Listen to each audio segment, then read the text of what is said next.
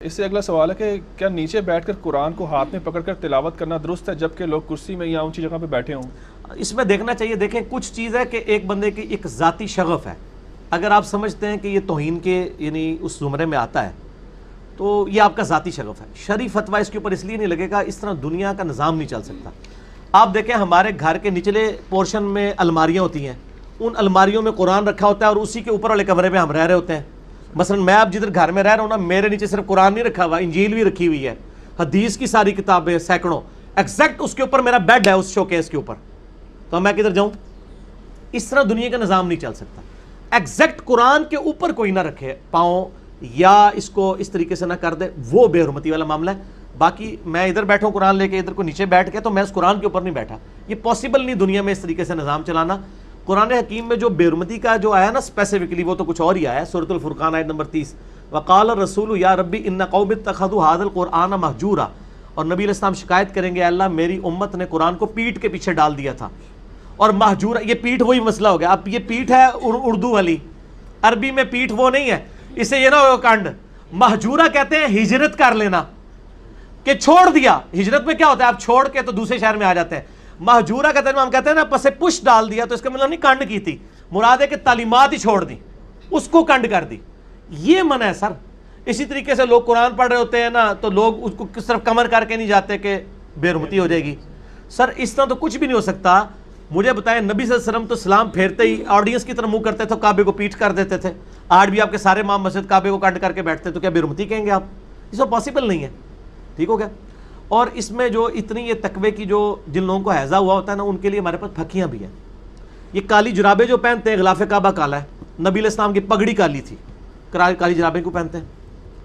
جوتیاں کالی پہنتے ہیں. جوتیاں چاہے آپ براؤن بھی پہنے, تلوا پھر بھی کالا ہوئے گا. سر تلوا براؤن لبو, سروے سے ریکویسٹ کرو, پاسبل نہیں ہے. اور سر جس سڑک پہ آپ سفر کرتے ہیں وہ بھی کالے رنگ کی ہوتی ہے, غلاف کعبہ بھی کالا ہے.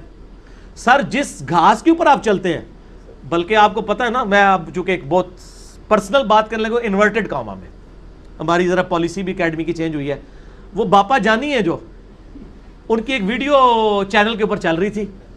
وہ جناب وہ سائڈ پہ کھڑے ہوئے ہیں اور آگے سبز گھاس ہے, ایسے ڈر کے کھڑے ہوئے ہیں.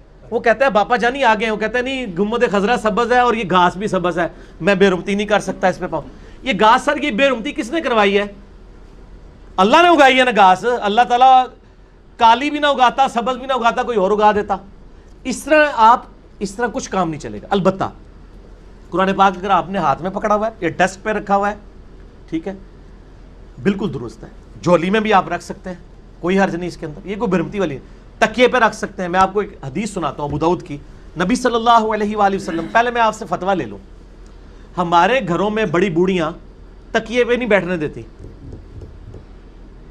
کیوں؟ قرآن رکھ کے پڑھا ہے. ٹھیک ہو گیا جی. اس میں ایک اور بھی بات اچھا, ہے, وہ مسئلہ بھی ہے. وہ جو ٹوٹ جاتا ہے اور اس کی وجہ سے گردن میں وہ کیا کہتے ہیں بل, وہ پڑ جاتا ہے, اس وجہ سے. چلے وہ اور بھی باتیں ہوں گی. بہرحال اس میں کہ وہ کہتے ہیں بے حرمتی ہوتی ہے. اچھا جی, مان لیا. کیوں کہتے ہیں قرآن رکھ کے پڑھتے ہیں. ٹھیک ہو گیا.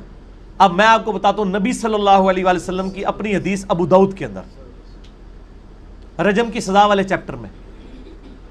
یہودی آپ کو بلواتے ہیں ایک مقدمے کے لیے کہ فیصلہ کریں, تو آپ صلی اللہ علیہ وآلہ وسلم فیصلے کے لیے اس مدرسے میں جاتے ہیں. اس میں الفاظ ہیں یہودیوں کے مدرسے میں. وہاں ایک بڑی سینہ تکیہ پیش کرتے ہیں آپ صلی اللہ علیہ وسلم کو, زمین پہ بیٹھنے لگتے ہیں تو وہ کہتے ہیں سر تکیے پہ آپ بیٹھیں. آج بھی عرب کے کلچر میں نیچے گدی رکھی جاتی ہے, تو آپ صلی اللہ علیہ وسلم اس گدی پہ بیٹھ جاتے ہیں. آپ ایک ایسے شخص کو اپنے ساتھ لے جاتے ہیں جس کو عبرانی زبان آتی ہوتی ہے تورات پڑھنے کے لیے. تو آپ صلی اللہ علیہ وآلہ وسلم فرماتے ہیں میں تورات سے فیصلہ کروں گا, چونکہ وہ رجم کی سزا سے جان چھڑوانا چاہتے تھے, کوئی امیر کبیر بندہ تھا. آپ فرمایا ٹھیک ہے, تورات کو تو مانتے ہو نا. تورات لائی گئی. آپ صلی اللہ علیہ وآلہ وسلم نے جب تورات آئی نا, تو اپنی پیٹھ کے نیچے سے گدی نکالی اور تورات کو اس کے اوپر رکھ دیا. آج کے حساب سے گستاخی ہو گئی, کیونکہ جو چیز پیٹھ کے نیچے تھی اس کے اوپر اللہ کی کتاب رکھ دی. اور پھر فرمایا میں ایمان لایا اس کتاب پر بھی اور اس کے نازل کرنے والے پر بھی. اگرچہ وہ کتاب بدل چکی ہے, لیکن وہ 100% تو نہیں نا بدلی ہوئی. آج بھی نبی علیہ السلام کی جو اس میں بشارتیں ہیں وہ ہم تو نہیں کہیں گے بدلی ہوئی ہیں. اس کے باوجود آپ نے کہا میں اس پر بھی ایمان لایا, اس کو نازل کرنے والے پر.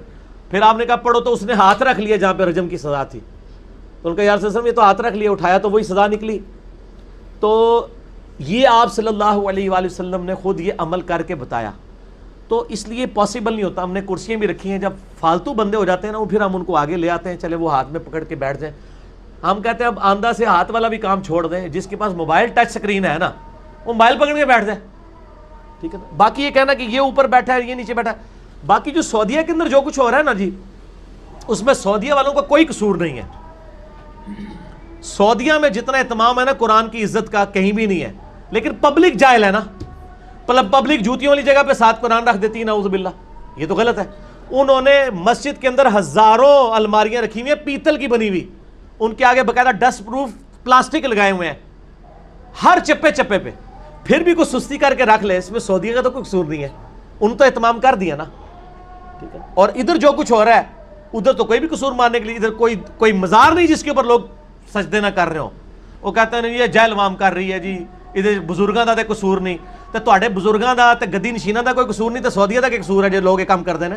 وہ بھی تو لوگ خود ہی کر رہے ہیں نا. سعودیہ تو پورا اہتمام کیا ہوا ہے، لیکن اگر ویسے کسی کو ٹسل ہو گئی ہے تو اس کا تو کوئی علاج نہیں ہے. مغرب کی اذان شروع ہونے لگی ہے.